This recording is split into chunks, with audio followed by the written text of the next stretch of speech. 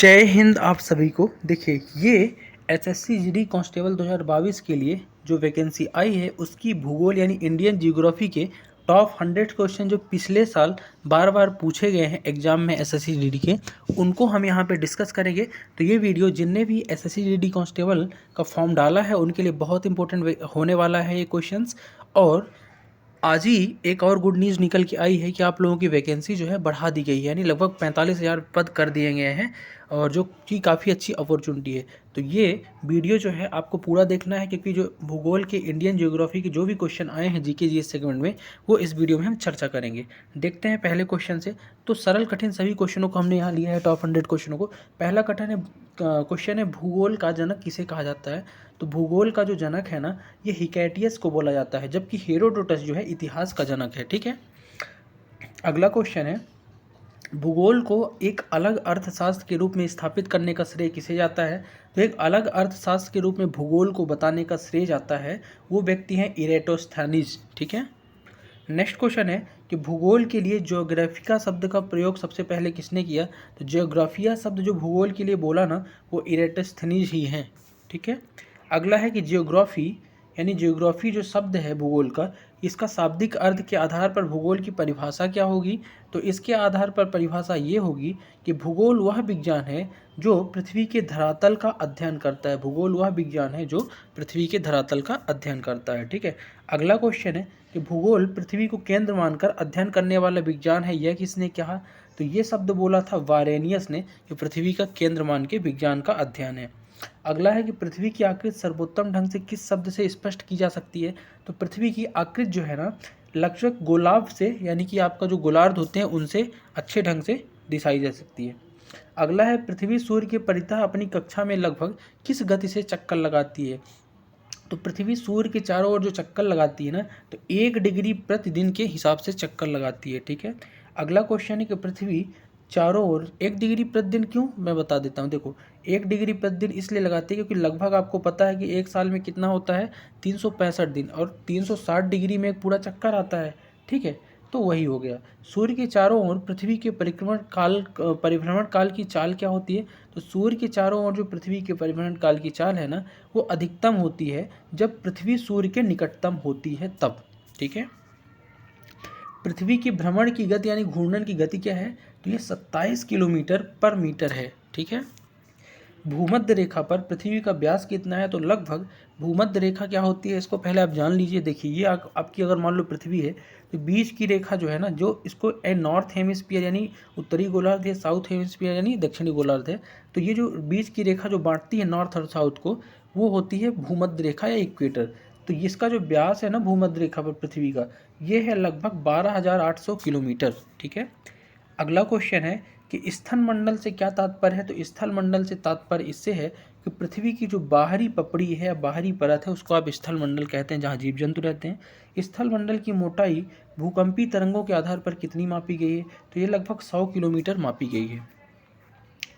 निम्नलिखित में से किस परत को बेरी स्पीयर कहा गया है। तो इसमें से जो है ना, बेरी स्पीयर पृथ्वी की सबसे आंतरिक परत को बेरी स्पीयर बोला गया है। ठीक है। अगला क्वेश्चन है कि धरातल से भूगर्भ की ओर जाने पर गहराई के साथ तापमान में वृद्धि क्या कहलाती है।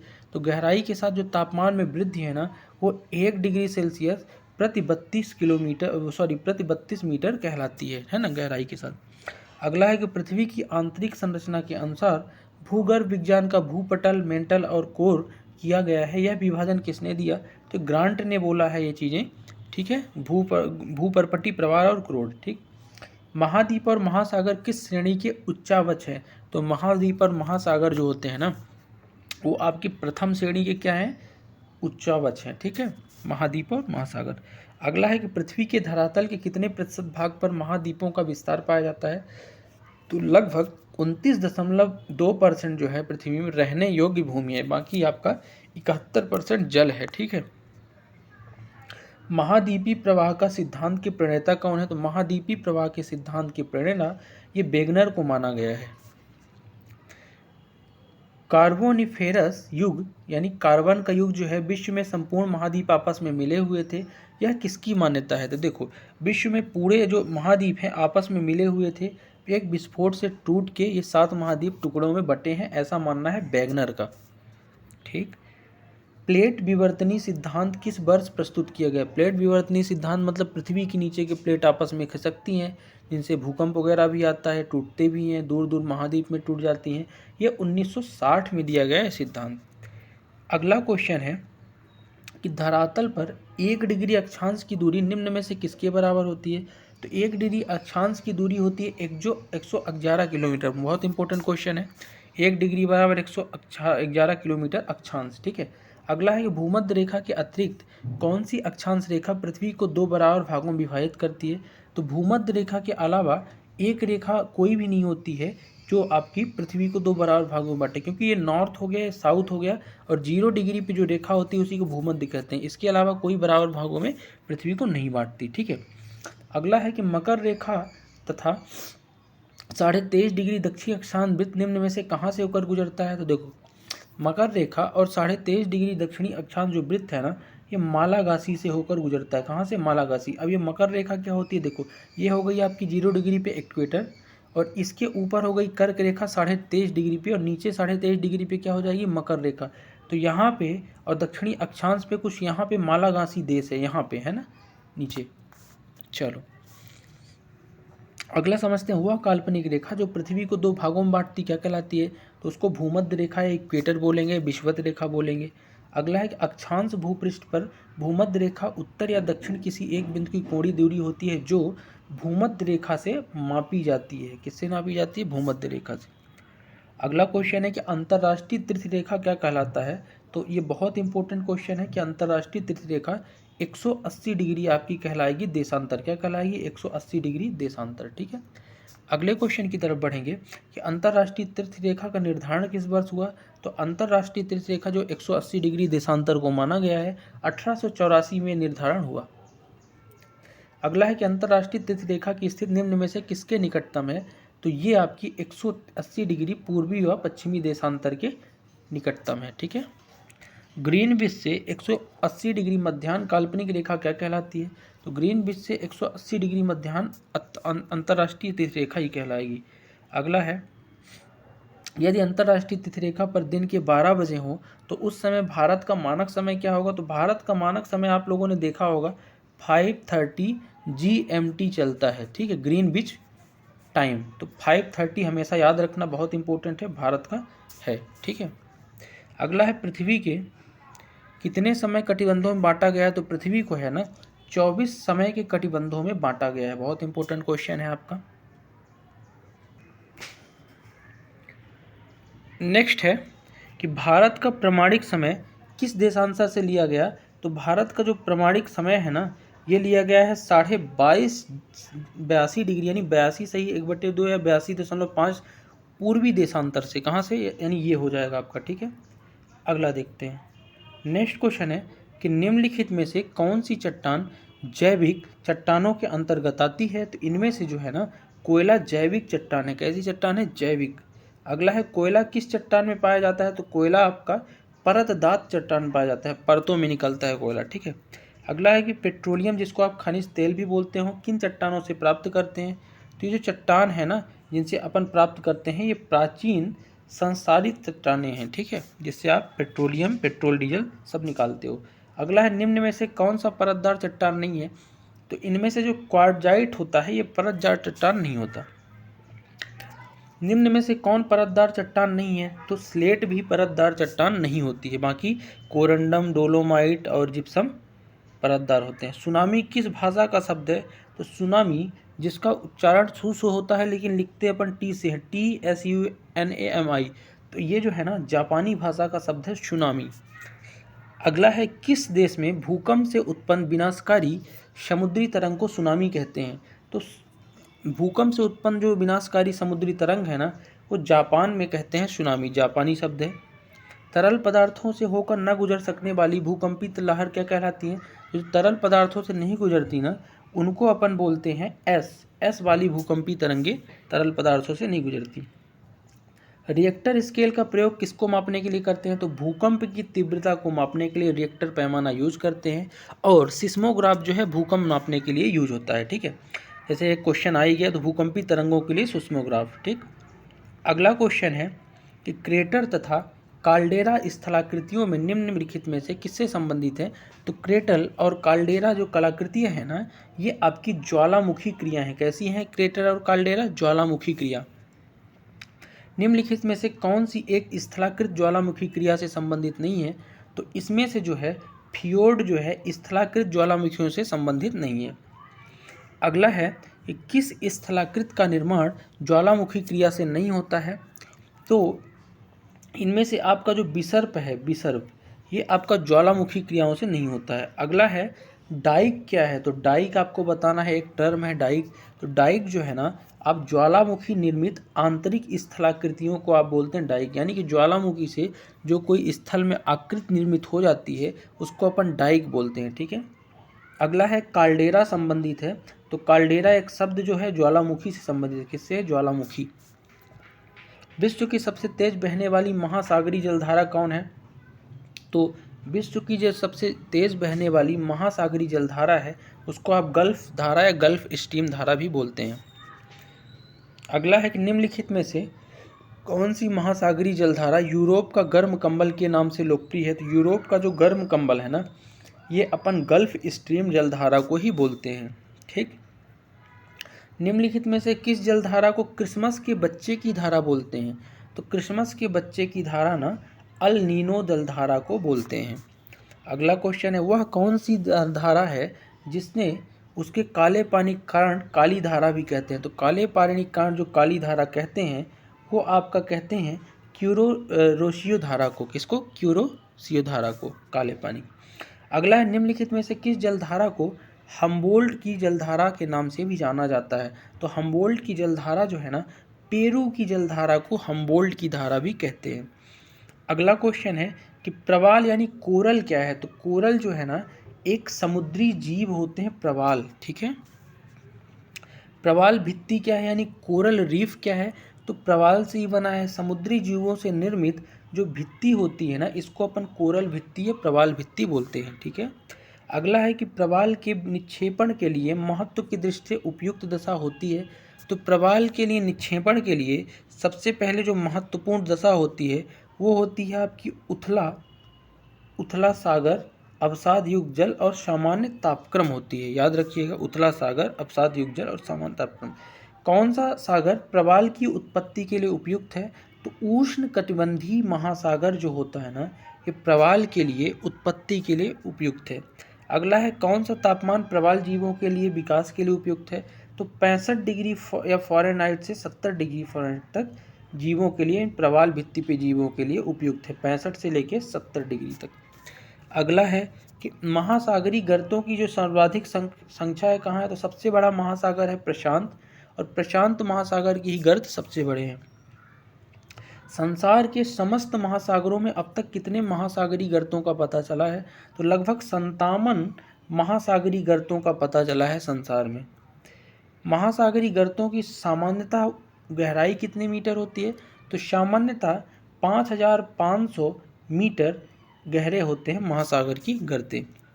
विश्व का सबसे गहरा गर्त कौन है? तो सबसे गहरा जो महासागरीय गर्त है ना, उसको आप लोग मेरियाना गर्त के रूप में भी जानते हैं, ठीक है। महासागर में सबसे अधिक जो गहराई है प्रशांत महासागर की मेरियाना गर्त की है, सबको पता है, जो कितनी है? तो 11,033 मीटर नीचे है समुद्र तल से। कितना? 11,033 मीटर। अगला क्वेश्चन है, प्रगामी तरंग सिद्धांत निम्नलिखित में से किसकी उत्पत्ति की व्याख्या करता है? तो ज्वार भाटा जो होता है ना, उसकी उत्पत्ति की व्याख्या प्रगामी तरंग सिद्धांत करता है। ज्वार भाटा की उपस्थिति के संबंध में प्रगामी तरंग का सिद्धांत किसने दिया? तो प्रगामी तरंग का सिद्धांत विवियन बेलवेल ने दिया था, ठीक है। अगला है, किसके गुरुत्वाकर्षण के कारण ज्वार भाटा आता है? तो आपको पता होना चाहिए, पृथ्वी पर सूर्य और चंद्रमा के गुरुत्वाकर्षण के कारण क्या आ जाता है? ज्वार भाटा समुद्रों में आता है, ठीक है, लहर तेज। अगला है कि असाधारण रूप से उच्च एवं निम्न ज्वार जो अमावस्या या पूर्णिमा को, जबकि सूर्य, चंद्रमा और पृथ्वी के लगभग संकेत हैं, उनको क्या कहते हैं? तो उनको बृहद ज्वार यानी बड़े ज्वार भाटा या स्प्रिंग बोलते हैं, जो असाधारण रूप से होते हैं, ठीक। जैनिक ज्वार भाटा के मध्य समयांतर होता है।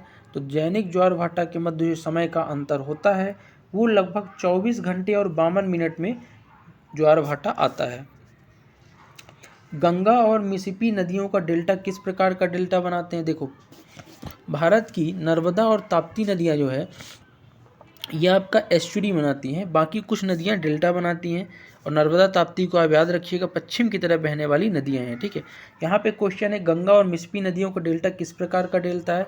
तो गंगा और मिसिसिपी नदियों का जो डेल्टा है ना, ये प्रगतिशील डेल्टा है। कैसा है? प्रगतिशील डेल्टा। परित्यक्त डेल्टा का उदाहरण निम्न में से किस नदी द्वारा प्रस्तुत किया गया है? तो परित्यक्त डेल्टा जो है हांगो नदी के द्वारा प्रस्तुत किया गया है। नर्मदा और ताप्ती किस प्रकार का डेल्टा बनाती हैं? तो ये ज्वारन नदी बनाती हैं। कैसा बनाती हैं? एस्चुरी वाले, ठीक है। चलो, वह कौन सी नदी पंजाकार डेल्टा का सुंदर उदाहरण देती है? तो पंजाकार डेल्टा जो बनाती है पंजे की आकृति की, वो बनाती है मिसिसिपी नदी। निम्नलिखित में से किस नदी का डेल्टा चिड़िया के पर के समान है, चिड़िया के पंखों के समान है? तो मिसिसिपी नदी का ही पंजाकार या चिड़िया के पंखों के समान है डेल्टा। अगला क्वेश्चन है कि विश्व के सबसे विशाल बलित पर्वतों की रचना आज से लगभग कितने मिलियन वर्ष पूर्व हुई? तो विश्व के विशाल पर्वत की रचना 30 मिलियन वर्ष पूर्व हुई आज से, है ना। अगला है नवीनतम पर्वतमाला कौन सा है? तो यूराल पर्वतमाला जो है नवीनतम पर्वतमाला है। इनमें से हिमालय पर्वत श्रृंखला किसका उदाहरण है? तो हिमालय जो है ना एक बलित पर्वत है, ठीक है। एंडीज पर्वत का उदाहरण क्या है? तो एंडीज पर्वत जो है ना बलित पर्वत का ही एक उदाहरण है, ठीक है। अवशिष्ट पर्वत जिसको आप रेडिशियल माउंटेन भी बोलते हो, ये किसका उदाहरण इसमें से नहीं है? तो अवशिष्ट पर्वत इसमें से फ्यूजियामा अवशिष्ट पर्वत नहीं है, बाकी अरावली, अल्पेशियन और विंध्याचल अवशिष्ट पर्वत है ना। किस वायुमंडलीय परत को मौसमी परिवर्तन की छत के नाम से जानते हैं? तो मौसमी परिवर्तन की छत क्षोभ मंडल को कहते हैं, पृथ्वी की सबसे पहले वाली परत। हवाई जहाज प्रायः उड़ते हैं, तो हवाई जहाज जो है ना प्रायः समताप मंडल में उड़ाए जाते हैं, ठीक है। पृथ्वी की सतह से दूर वातावरणीय परत को क्या कहते हैं? तो पृथ्वी की सतह से दूर है ना वातावरण, उसको आप बहिमंडल बोलते हैं, बाहर का मंडल। पृथ्वी के समीप पाए जाने वाली वायुमंडलीय परत क्या कहलाती है? तो पृथ्वी के समीप वायुमंडलीय परत जो पाई जाती है उसको आप ट्रोपोस्फेयर बोलते हैं। क्या बोलते हैं? ट्रोपोस्फेयर, ठीक है। वातावरण में सबसे ज़्यादा ओजोन कहाँ होती है? तो ओजोन जो O3 है, सूर्य से हानिकारक परावैंगनी किरणों से हमारी रक्षा करती है, ये समताप मंडल में पाई जाती है। अगला क्वेश्चन है कि निम्नलिखित में से कौन सा देश टाइफून से प्रभावित है? तो टाइफून नामक जो चक्रवात है इससे प्रभावित था आपका फिलीपींस और जापान, ठीक है। उष्णकटिबंधीय चक्रवातों को ऑस्ट्रेलिया में किस नाम से जानते हैं? तो उष्णकटिबंधीय चक्रवात ऑस्ट्रेलिया में बिली बिली के नाम से जाने जाते हैं। किससे? बिली बिली। निम्न में से किस हवा में चक्रवाती गति का अभाव होता है यानी नहीं होती है? तो इनमें से जो पापा गयो है ना, इसमें चक्रवात नहीं होता। गयो मतलब गयो, ठीक। चक्रवातों की उत्पत्ति से संबंधित भंवर सिद्धांत का प्रतिपादक कौन दिया? तो भंवर धाराओं के बारे में बताने वाला जो व्यक्ति था उसको आपको यहाँ पे बताना है, ठीक। तो ये आपका जहाँ तक है नेपियर सा था, ठीक है। नेक्स्ट है टॉर्नेडो का मुख्य संबंध किससे है? तो टॉर्नेडो का जो मुख्य संबंध है वो आपका है उत्तरी अमेरिका से संबंध रखते हैं टॉर्नेडो, ठीक है। अगला है कि लोयस का निर्माण होता है, तो लोयस का जो निर्माण है ये वायु या पवनों से मिलकर बनता है लोयस, ठीक है, हवाओं से। चंद्राकार बालू के टीलों क्या कहते हैं? तो चांद के आकार के जो बालू के टीले होते हैं ना इनको बोलते हैं बरखान, ठीक। अपरदन के किस कारक द्वारा बरखान, जिसको आप चंदा के आकार के बालू के टीले बोलते हो बरखान को, तो बरखान का निर्माण कैसे होता है? तो पवन यानी कि हवाओं के कारण कुछ बालू हट जाता है और चंदाकार बालू के टीले या बरखान बन जाते हैं। अगला है अपरदन के किस कारण जीवजैन का निर्माण होता है? तो पवन यानी हवा के कारण ही जीवजैन का निर्माण होता है। अगला क्वेश्चन है गारा स्थलाकृत कहाँ मिलती है? तो गारा नामक जो स्थल की आकृति है ना ये मरुस्थलों में मिलती है, रेगिस्तानों में, ठीक है। अंडों की टोकरी की स्थलाकृत निम्न में से किससे संबंधित है? तो अंडों की टोकरी जो है ना ये ड्रमलिन स्थलाकृत से संबंधित है। अगला क्वेश्चन है कि भेड़ पीठ शैल या रॉसमुटोने का निर्माण निम्न में से किसके प्रक्रम द्वारा हुआ? तो भेड़ पीठ शैल जो है ना इसका हिमनदों से हुआ है, ठीक है। अगला क्वेश्चन है कि जो भेड़ पीठ शैल है इसका निर्माण हिमानी की किस प्रक्रिया से होता है? तो अपरदन से होता है, ठीक है, मृदा का। यू आकार की घाटी कहाँ पाई जाती है? तो यू आकार की घाटी जो है ना ये पाई जाती है आपकी हिमानी क्षेत्रों में, ठीक है। अगला है कि मोरेन कहाँ बनते हैं, तो मोरेन भी आपके मोरेन हिमानी क्षेत्रों में बनते हैं। नेक्स्ट क्वेश्चन आपके सामने है, एक सेकंड,